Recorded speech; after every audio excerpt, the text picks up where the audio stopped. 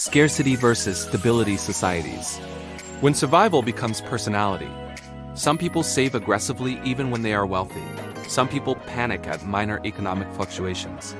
Some people cannot rest even when they are objectively secure. Others move through life with relaxed confidence, trusting that things will work out. You might think this is personality. It often isn't. It is imprint. Scarcity and stability are not just economic conditions. They are psychological climates. They shape how your nervous system evaluates risk, safety, and the future. And once scarcity wiring is installed, prosperity does not automatically uninstall it. The mechanism. When the brain learns there isn't enough, the human brain evolved in environments where resources were uncertain. Food scarcity meant death. Unpredictable environments demanded vigilance. When the brain perceives scarcity, whether real or anticipated, it shifts into prioritization mode. The amygdala, your internal alarm system, becomes more sensitive. Cortisol rises, attention narrows, cognitive bandwidth shrinks. Scarcity research shows that when individuals feel economically insecure, they allocate more mental energy toward immediate threats and short-term survival. Long-term planning can suffer. Emotional flexibility declines. Now imagine this not as a temporary condition, but as a multi-generational background. If your grandparents survived famine, war, rationing, or systemic instability, they likely developed hypervigilant habits around money, security, and planning. They passed those habits to your parents. Your parents passed them to you. And you call it being responsible. Scarcity is not just poverty. Scarcity is not the same as low income. Scarcity is perceived insecurity. You can be middle class in a scarcity society and still feel chronically unsafe. You can be wealthy and still behave like collapse is imminent. Because scarcity imprint is psychological memory, not just current circumstance. Conversely, stability societies can produce citizens who feel fundamentally safe even without extreme wealth. Stability reduces ambient cortisol. Scarcity increases anticipatory stress. The nervous system does not calibrate solely to your bank account. It calibrates to historical narrative. China, the memory of not enough. China's rapid economic growth over the past 4 decades is extraordinary. But economic memory does not vanish at the speed of GDP. The Great Chinese Famine, 1959 to 1961, killed tens of millions. Even those who did not directly experience it grew up with its echo. Food waste remains culturally sensitive. Savings rates remain high. Education competition remains intense. The narrative of never fall behind again is deeply embedded. Post-reform modernization introduced opportunity, but also intensified competition. The Gaokao National College entrance exam is not just an academic assessment. It is perceived as life trajectory determinant. Scarcity imprint here operates on 2 levels: historical famine memory, contemporary competition, and a vast population. The result? High savings behavior. Risk aversion in financial planning, intense academic pressure, reluctance to waste opportunity. Scarcity drives resilience. It also drives chronic anxiety. Even in urban centers where wealth is visible, the nervous system may still be calibrated to scarcity. Success does not remove fear. It often intensifies it. Because once you climb, you fear falling. Singapore, meritocracy as survival strategy. Singapore is not poor. It is one of the wealthiest nations per capita. But wealth does not eliminate scarcity imprint. Singapore's origin story is rooted in vulnerability, small landmass, no natural resources, surrounded by larger neighbors. Economic survival dependent on strategy and competence. The narrative was clear from the beginning. We survive by being exceptional. Meritocracy became national identity. Competition is not optional. The concept of kiasu, fear of losing out, reflects this internalized scarcity, not famine scarcity. Status scarcity, opportunity scarcity, security scarcity. The housing system is stable. The infrastructure is efficient. The state is competent. Yet many Singaporeans report high performance anxiety and fear of falling behind. Because when success equals survival, relaxation feels dangerous. Scarcity imprint here manifests as over-preparation, academic intensity, financial prudence, career over-investment. This produces excellence.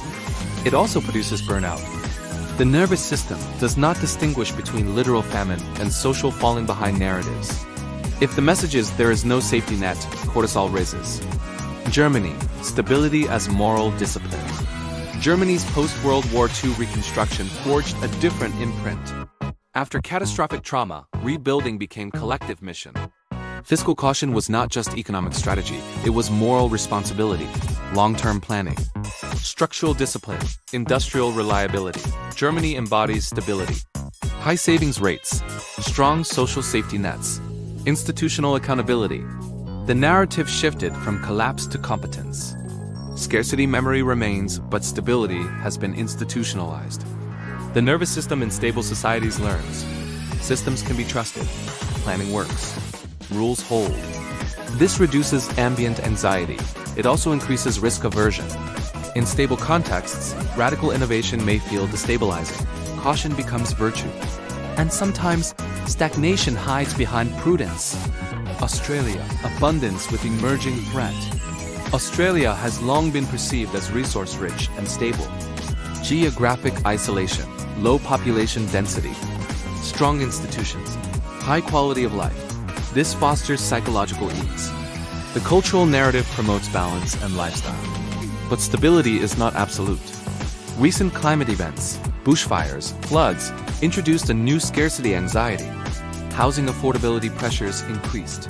Climate vulnerability became visible. The imprint is shifting. Abundance confidence coexists with emerging uncertainty. The nervous system recalibrates slowly. Australians may feel relaxed, but underlying climate awareness introduces anticipatory stress. Stability can be disrupted. And once disrupted, imprint evolves.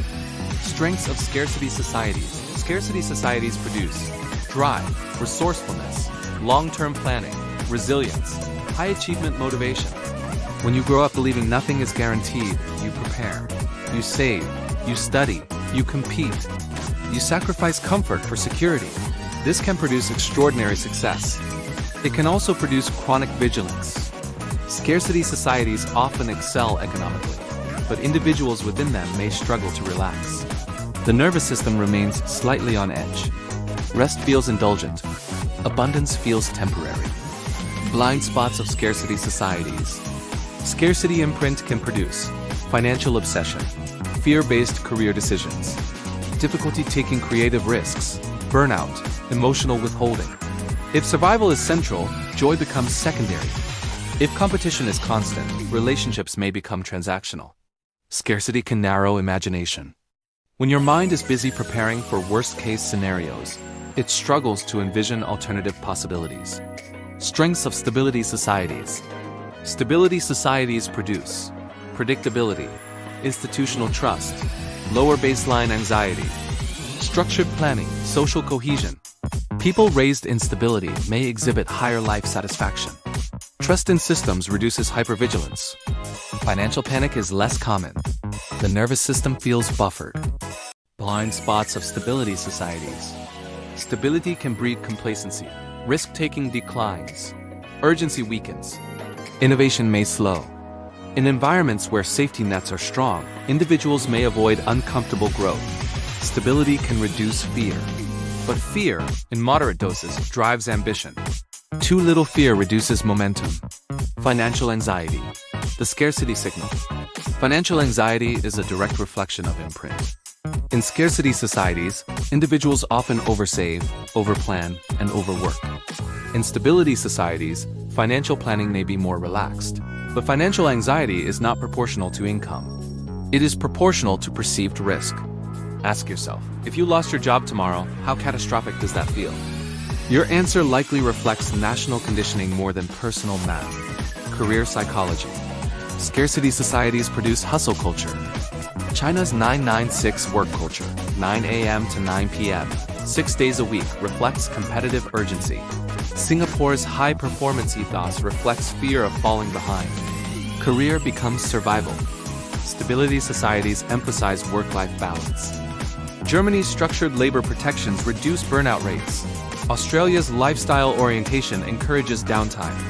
But lifestyle orientation may reduce extreme achievement. Neither model is superior, but both shape how you interpret ambition. Risk tolerance. Here is a counterintuitive insight. Scarcity can produce both risk aversion and risk-taking.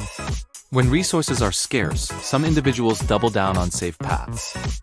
Others take extreme risks because safe paths do not guarantee mobility. In China, entrepreneurship has exploded alongside competition. In Singapore, safe corporate careers remain dominant. In stability societies, entrepreneurship may feel optional rather than necessary. Your risk tolerance may not be personality. It may be imprint interacting with opportunity. Security obsession self-check. To identify your scarcity imprint, rate the following statements from 1, strongly disagree, to 5, strongly agree. I always prepare for the worst financially. I feel uneasy spending money on non-essentials. I compare my progress constantly with others. Rest makes me feel unproductive. Falling behind feels catastrophic. I need visible savings to feel safe. Career stability matters more than personal passion. I struggle to trust that systems will protect me. Now ask, where did these beliefs originate? Were they chosen or inherited? The provocative truth: scarcity can become identity.